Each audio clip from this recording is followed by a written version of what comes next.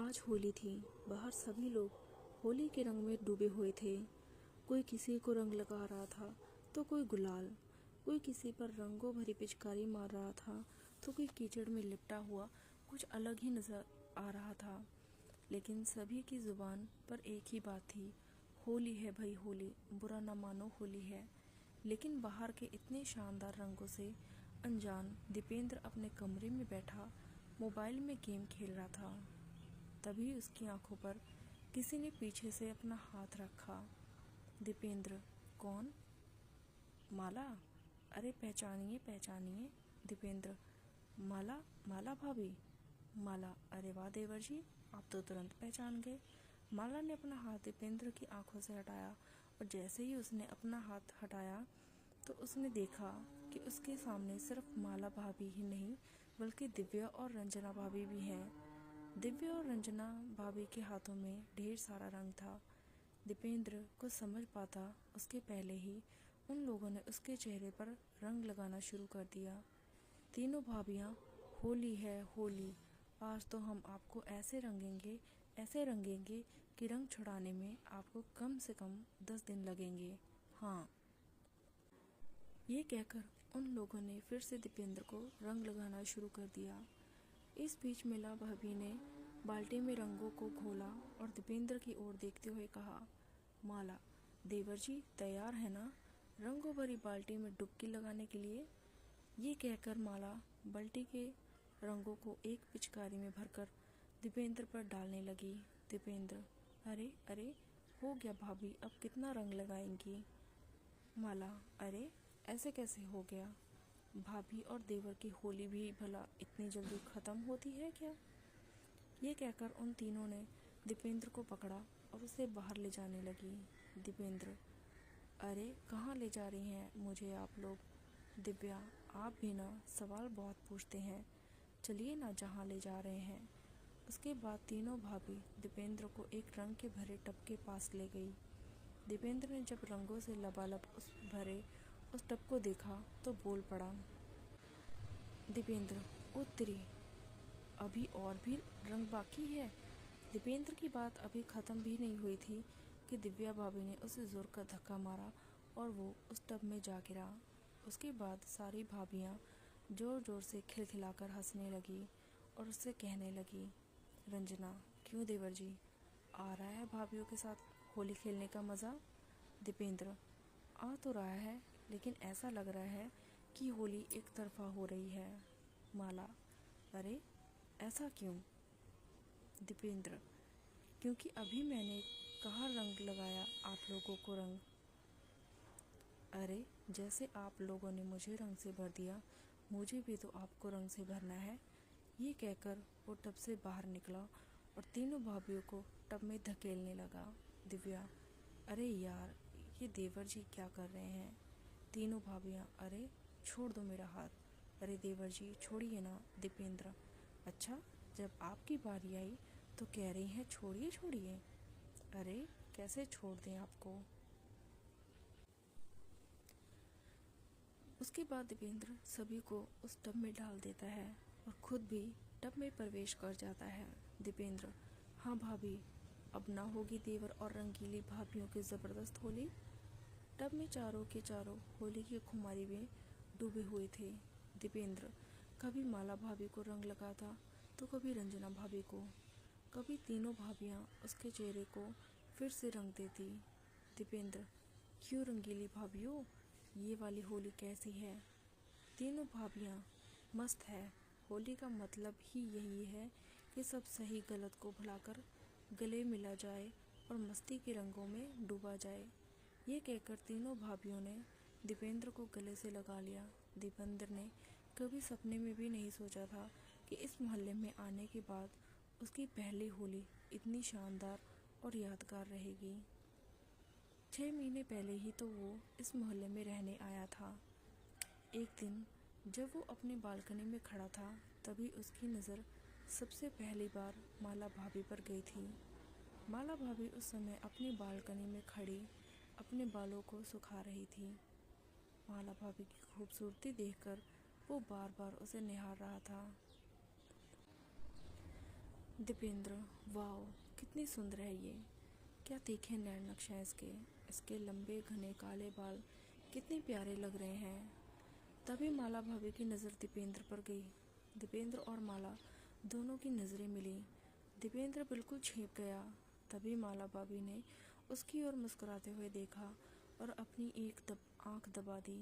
माला भाभी की इस हरकत पर दीपेंद्र के दिल की धड़कन बढ़ गई और वो मन ही मन सोचने लगा, मस्त है। अरे वाह, इतनी जल्दी ग्रीन सिग्नल मिल गया मुझे, क्या किस्मत है मेरी।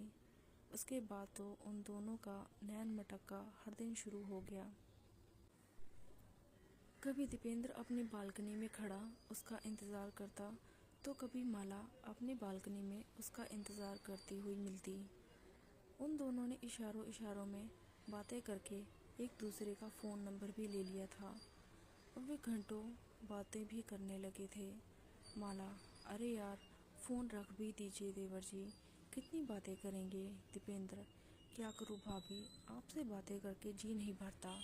माला, वो तो ठीक है, लेकिन कुछ बातें कल के लिए भी रहने दीजिए मेरे प्यारे देवर जी, क्योंकि मेरे पति का फ़ोन आने वाला है। ये कहकर माला भाभी ने फ़ोन रख दिया। लेकिन इस बीच दीपेंद्र के साथ एक और घटना घटी। एक दिन दीपेंद्र बहुत देर से माला का इंतज़ार कर रहा था, लेकिन माला बालकनी में नहीं आई। दीपेंद्र, क्या बात है, बहुत देर हो गई, माला भाभी बाहर नहीं आई, फ़ोन करूं क्या मैं उन्हें। दीपेंद्र बेसब्री से माला का इंतज़ार कर रहा था। तभी उसकी नज़र माला की बालकनी में एक और खूबसूरत औरत पर गई। पहले तो दीपेंद्र को लगा कि वो माला ही है, लेकिन फिर जब उसने गौर से देखा तो उसे पता चला कि वो माला भाभी नहीं है। दीपेंद्र, अरे ये कौन है, पहले तो कभी माला भाभी के यहाँ नहीं देखा। माला, रंजना और दिव्या एक ही बिल्डिंग में रहते थे। तीनों में बहुत ही ज़्यादा बनती थी। इसका मतलब सबसे बड़ा कारण था कि वे तीनों की तीनों बहुत ही खुले विचारों की थी। माला ने जब अपने दोस्तों से दीपेंद्र का जिक्र किया तो तीनों उसके बारे में चर्चा करने लगे।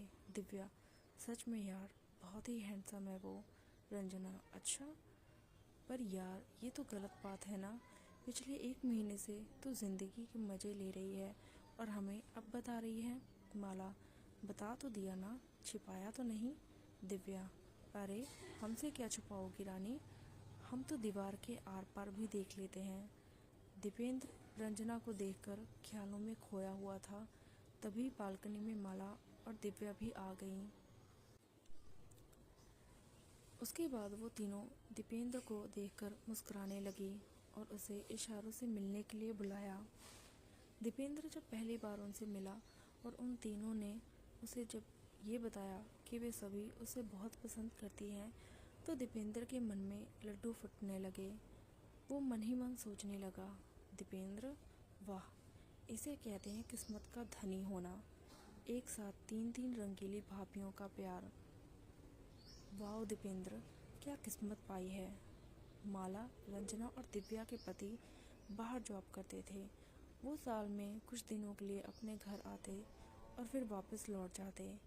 उन्हें अपनी पत्नियों पर बहुत भरोसा था, लेकिन वो उनके भरोसे को तार तार कर रही थी। बहरहाल दीपेंद्र तीनों रंगीली भाभीयों के साथ होली का आनंद ले रहा था। तभी वहाँ वो हुआ जिसकी उम्मीद किसी को नहीं थी। माला, रंजना और दिव्या भाभी के पति वहाँ पहुँचे। वो तीनों तो अपनी अपनी पत्नियों के साथ होली खेलने के लिए आए थे छुट्टी लेकर।